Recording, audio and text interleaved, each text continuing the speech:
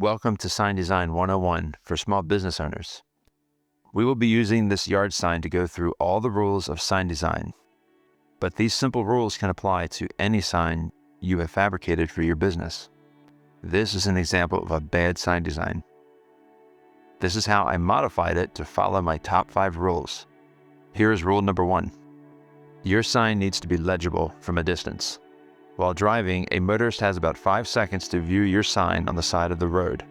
The words on your sign must be big enough to be viewed by the driver as they pass by. In sign design, 1-inch letter height equals 10 feet of readable distance to your potential customers. So from the start, you must be very selective on what you put on your sign. Keep your sign short, sweet, and to the point.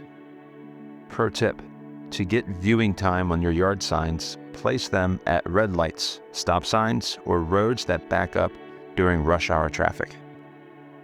If you do not want to wait until my next video for rule number 2, you can sign up for my quarterly email newsletter and receive a PDF of my sign design top 5 rules checklist for free. The link is in the description below. Like and subscribe so you do not miss my next video.